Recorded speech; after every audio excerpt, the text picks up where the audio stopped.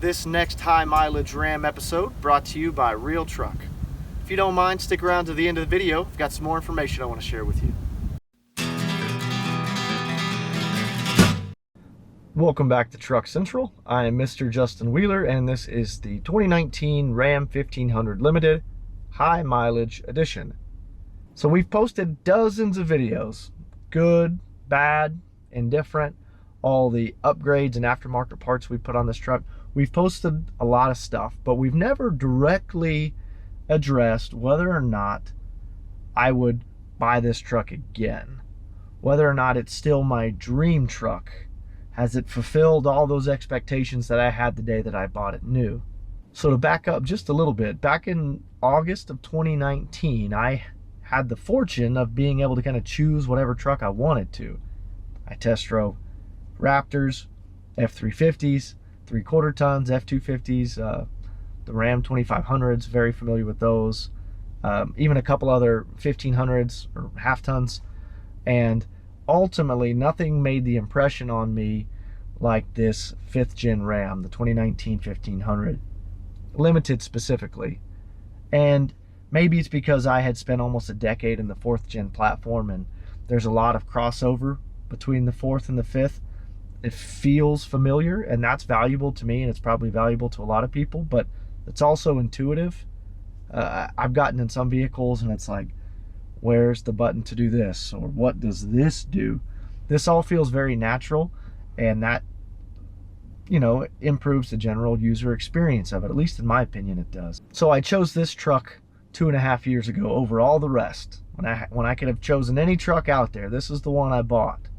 So has it lived up to its expectations? Before I answer that, let me take a quick tangent and explain that Dream Truck, for me, is not necessarily the best towing vehicle on the road. It's not the strongest or the fastest, or maybe not even necessarily the best looking truck on the road. It's kind of the combination and how they apply to me specifically in my everyday driving and not my work life, and, you know, the general use cases for the truck.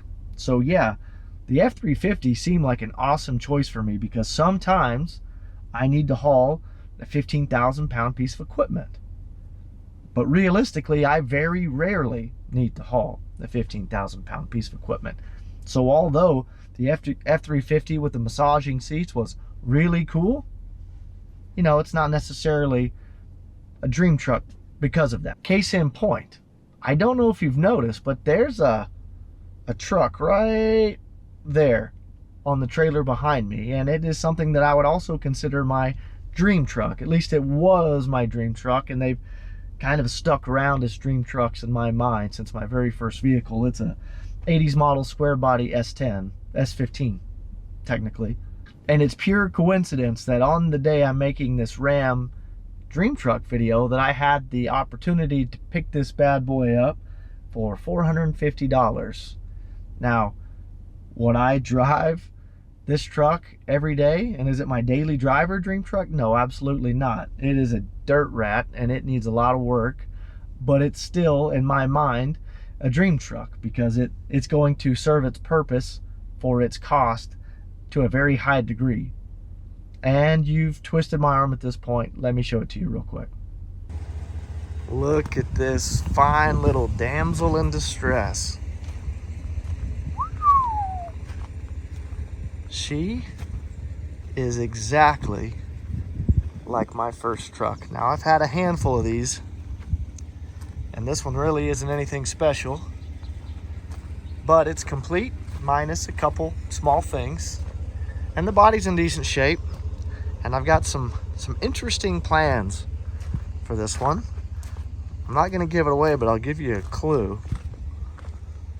It's going to involve a second rear axle, which I got from the gentleman who sold this to me. 450 bucks. No, it doesn't run, but it might. We will see.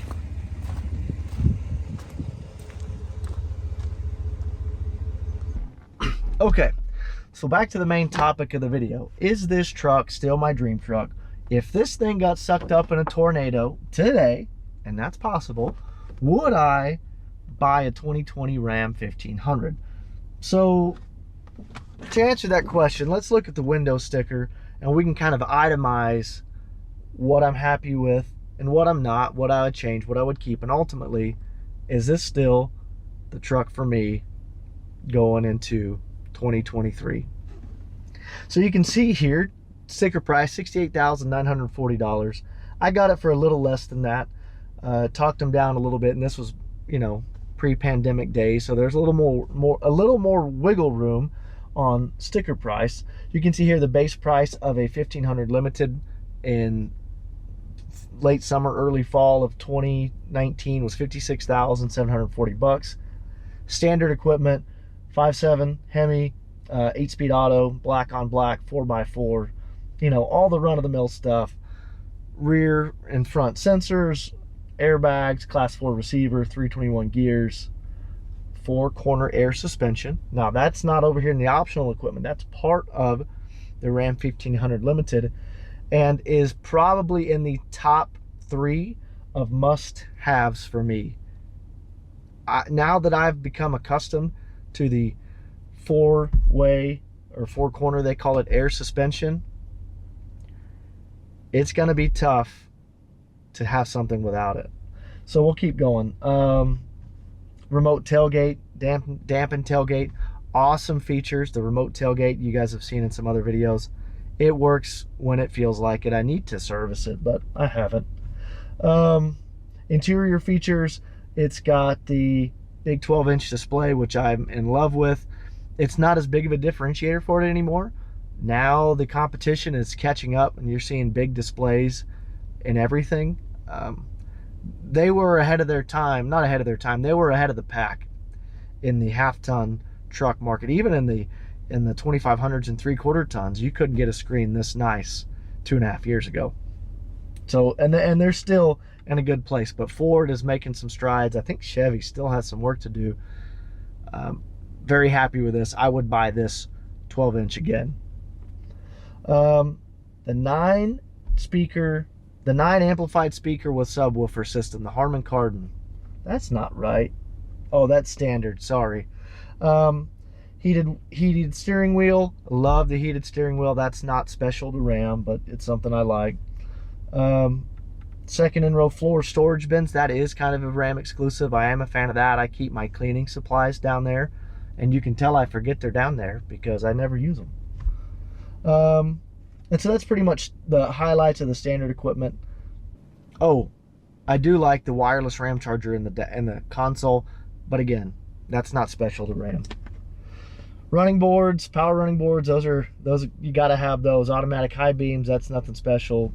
Bifunction LEDs, those are nice. They turn when you turn, but hell, cars have had those for decades now. It's still not super common, but they're out there.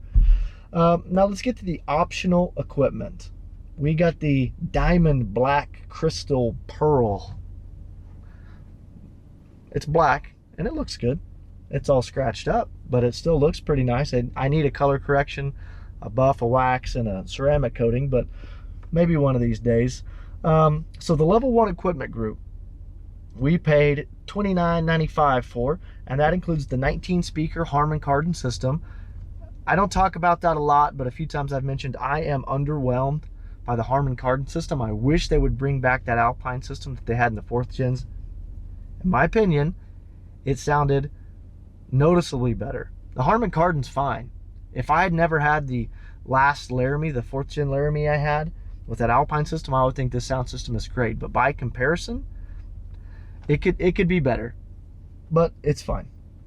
Adaptive cruise control with stop and go is awesome. But it's mostly awesome because of a downfall to this truck, and it's the ergonomics of the foot pedal and the seat placement. We've talked about this. I'm not trying to beat a dead horse, but the foot pedals are too close to the trans tunnel. The accelerator is anyway. The whole brake and gas pedal assembly needs to be shifted to the outside of the vehicle. And because it's in a bad position, my knee's in serious pain, and I rely on the adaptive cruise control for this to kind of offset having to use my foot so much on the accelerator. So I live by that adaptive, but it wouldn't be that important to me if it was a comfortable foot position. So Ram either needs to never offer this truck without the adaptive, or they need to offer the pedals that shift laterally. And I've heard that's a thing, but I haven't confirmed it. I've looked for it online. I've did the build your own truck, and I don't see it as an option. So I don't know. Somebody tell me if they know for sure. Lane keep assist, I don't use that much because it scares the hell out of me whenever I am trying to get close to the line. Like if I'm trying to dodge a dead squirrel or a tire in the road and it pushes me back into it. Not a big fan of that. Parallel park assist, never used it. I pushed the button once, it started doing weird things. I said, nope, I can park it myself. I probably need to experiment with that some more. Let's see, surround view camera, all the time use it. Anymore, even when I just pull into a spot going forwards, I'll put on the surround cam just so I can see that I'm perfectly lined up. I'm getting as far into my spot as possible. It maximizes the distance between you and others, and that is just part of the process. All right, so that's what you get for $29.95. Now for an extra $500, you get the anti-slip differential, which I'm not even sure why that's an option. That's just a limited slip, versus the e-locker, the electronic locking differential, 4-wheel drive, 4-wheel auto, and the limited slip. Seem to do fine for me. So that brings us to a rather contentious option in the equipment group, the optional equipment group anyway, and that is the panoramic sunroof. Now you guys know how I feel about it. I love it, use it all the time. I like the natural light. I open it up, I like the ventilation.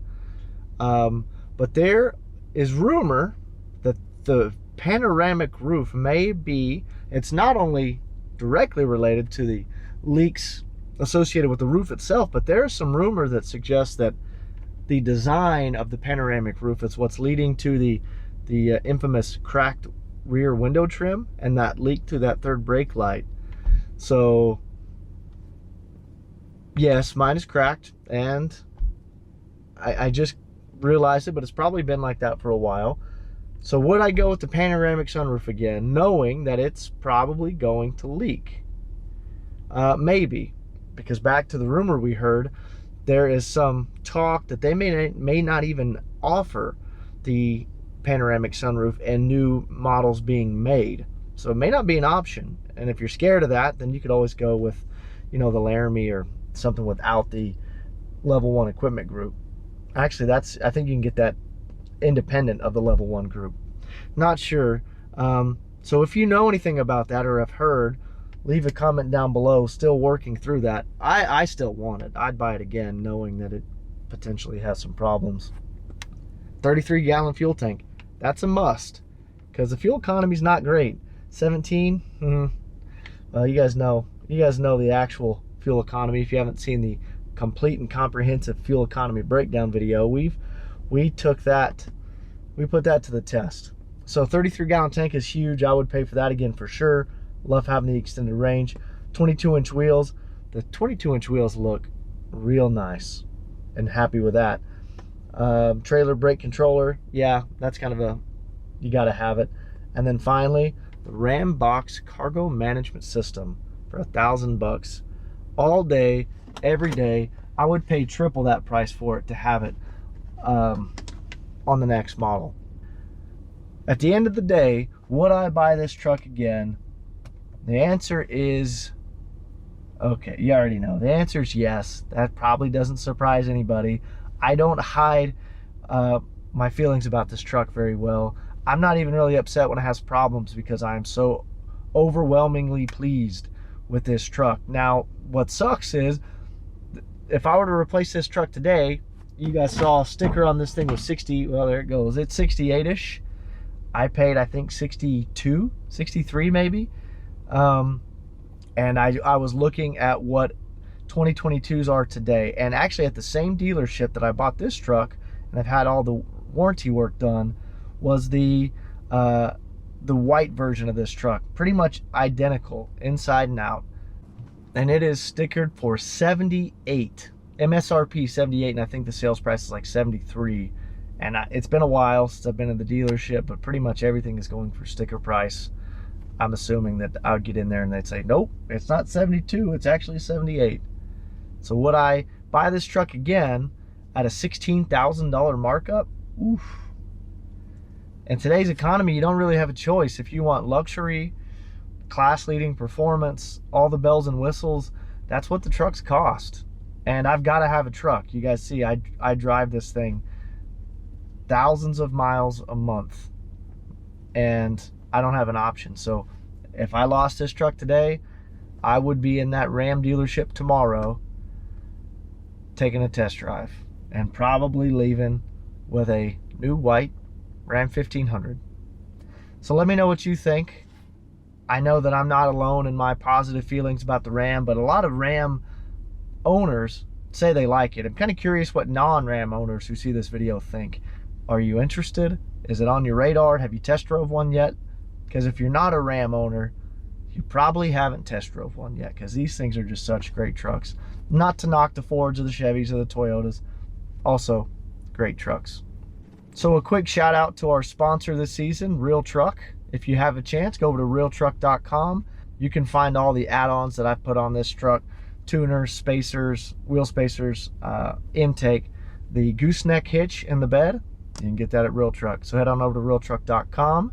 Maybe pick out an exhaust for me, because if you watched the last video, you know I need one. Please leave a comment down below. You know I look forward to talking to you, and thanks for watching.